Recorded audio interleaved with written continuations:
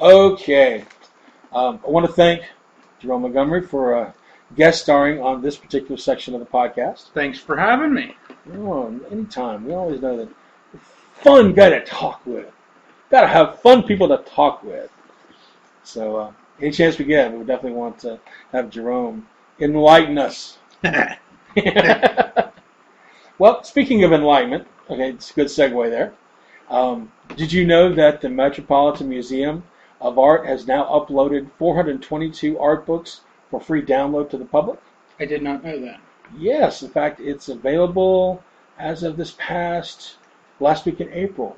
Anyone can go onto the Metropolitan of Art website, MOMA.org, and you can download those books. And we're talking all the major artists, all the major designers for the last 100 years, as well as the classic materials. You can take your copies of, the great Renaissance artists, as well as the modernists and the architectural designers. That's a huge thing for especially people going to art school. The first question that begs to mind on me is this open for public domain use, or are they just putting them there for display? No, these are actually, you can download them for personal use only. Okay. You can't reproduce them or anything else as far as public. They're particularly copyrighted still, but they're utilizing them for personal use. You obviously have to sign in, register, so they know what you're downloading. But you can also use them for your personal use, personal copy, as well as go back to and utilize from the cloud their versions of what's going on with those art books, which is great considering those books are extremely expensive as reference material. Yeah. Anything from the 1800s, 1900s would be just beyond cost. So I was actually able to check Bergman. Bergman's works up there from the 1920s. The artist that I really enjoyed learning a lot of mechanical structures with the body, the hands, the arms, the faces, as well as the mechanics of making the body into a machine. The human machine. Exactly. One of his great books with the human machine is that study of mechanics, the body structure, not just the anatomy, let's say intense anatomy, but this is actually how the body operates itself in the physical world. How the ball joints move, how the muscles contract and constrict. And, exactly. Action to reaction. With what makes the body move in motion. Bergman is just brilliant. He's a brilliant artist. Underappreciated artist, too. So I hope you get a chance. If anyone's looking for that, definitely check out his books. And that's MOMA.org. Okay. Exactly. The way I found that was actually through openculture.com, another website that is aimed at free information, free entertainment, and free knowledge movement on the internet. You can actually go to openculture.com, and they actually have over 2,000 pieces of free entertainment information from copies of books. In fact, I think I have a listing of them. They've got like 200 films, animated films, regular films, all free for download from like the early original designs of different animatics and different films, different artists. Going back as far as pre-Disney, like the shots with Mickey Mouse and all those original designs, like Steamboat Willie and all that which free. Is under a big copyright issue. Yeah, but as far as the people that went into the development of them, what Walt did as his original stuff is you can see where Walt took this, and people used Walt's ambition. But this was like one of the first 2 or 3 animatics where they made those designs. Then there are other films that they use, like in college. Frankenweenie is on there from Tim Burton that he did in college before he did Nightmare Before Christmas with the stop motion animation designs. That's on there. Lucas's film, ITG-88 or whatever it was. THX. That's on there for people to view. He goes, you can see free copies. It's like, you all know who it is. You're not going to be able to say it's yours. Yeah. But he's making it available to people. And it's tons and tons. You need to go to openculture.com to get a huge influx of, let's say you're looking for free movies, to download that you don't, you can't find. Foreign films as well. They've got all kinds of things, but the really cool thing with the 200 animated films, wide variety over the last. Yeah, I mean that sounds like something I definitely, because I'm an animation, fan. It's got Japanese stuff too as well, so we've got some anime there, like Blackjack and what was the original name of Speed Racer?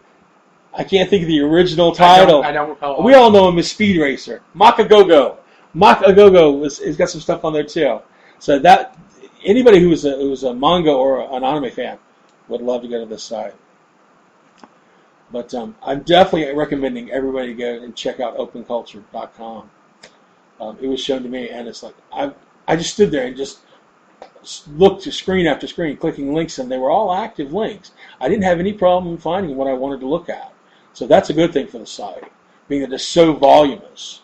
But there were lots of different authors too. I get free copies of books and stories, papers and essays, all kinds of things that I wanted to read and follow up on. It's a good resource material, website to get your materials. Definitely gonna check that out. Maybe right now.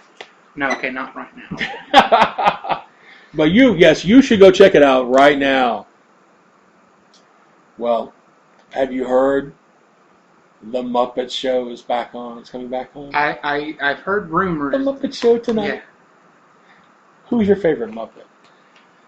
You knew I was going to ask this question. Who's your favorite Muppet? Now, when you say Muppet, do you mean just the Muppet brand, or like Sesame Street as well? Oh, no. I'm saying the Muppets, not okay. Not the rest of Jim Henson stuff. From the Muppet Show, Muppets. My favorite Muppet was Gonzo. Gonzo? Why Gonzo? It doesn't. I just didn't see you as a Gonzo fan. I love Gonzo. I don't know why. Ever since the Muppet Babies, Gonzo was my favorite. Okay. He's from outer space. He's different than everybody else. That's true. We all thought he was a vulture somewhere, but no, he's from outer space. Yeah, no, he speaks to my heart, man. Wow. Okay. Well, yeah, I guess he's got it going on, being a super geek chic and on the stage and has a girlfriend, and oh my God, it's pre-Big Bang Theory. He was the pre-Sheldon. That's what he was. Okay. Well, as far as I guess that's no different than I was actually kind of a toss-up between Harry the Bomber or New Zealand and this amazing boomerang fish. Those were unique characters to me, but I have to say my all-time favorite was Beaker. Yes, he was not only a very passionately misunderstood individual who was the victim of every scientific experiment Bunsen Honeydew could perform. He also really made a statement to me. Just because you wear the coat and you have the look doesn't mean you know what you're doing all the time. Yeah.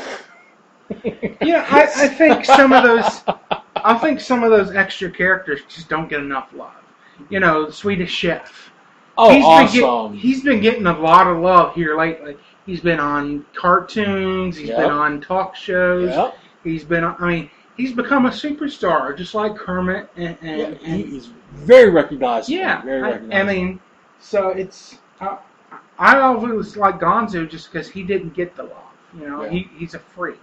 You obviously like Beaker because of basically he didn't get the love. Yeah. He was, science's love child. Exactly. Very underappreciated. So I'm actually glad that we both have two offhand ones that don't get much love. Yeah. Well, I just can't wait to see the new shows. I hope they do well.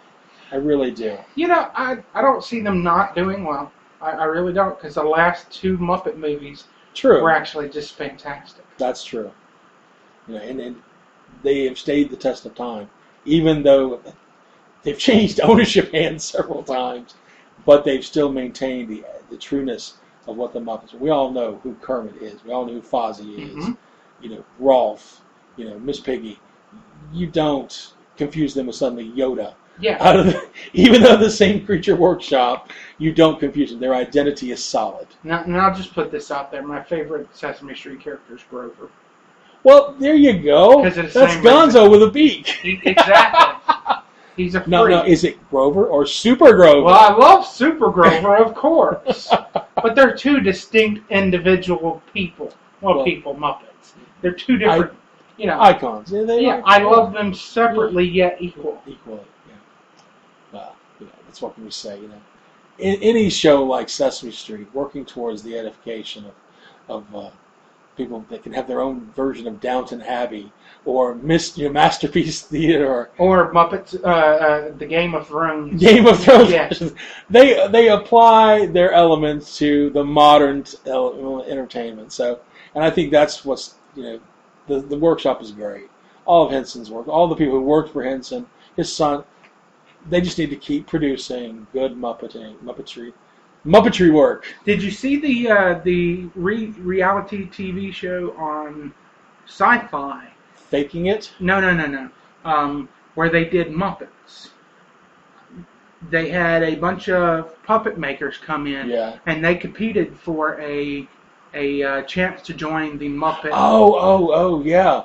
They actually had a chance to work with Jim Henson Corporation. The Henson Workshop. Yeah. The Preacher Workshop. Yeah, and Jim Henson's son was actually one of the judges. Yeah. It was a really good show. I quite enjoyed it. I think the right person won. Actually, I think they're getting into the whole elements of the Muppetry and Sesame Street and the Creature Workshop. They're maintaining the efforts to really do good storytelling. So I think those underrated characters that we love so much will get more airtime. And I think that'll be cool. I hope so. I mean, Gonzo got a fair amount of airtime, but Well, what can I say? He wasn't there like Fozzie. No. Fozzie was seen in just about everything. This back, yuck, yuck, yuck. Or what was that? Was that it? No. It was Fozzie Bear. No, I'm sorry. That was in New Zealand. There, all of a sudden, New Zealand is boomerang fish. Oh my gosh, no, Fozzie was. I can't do Fozzie. I used to do them all. That's the crazy thing. Kermit the Frog here. Hi ho, piggy. Watch it, frog.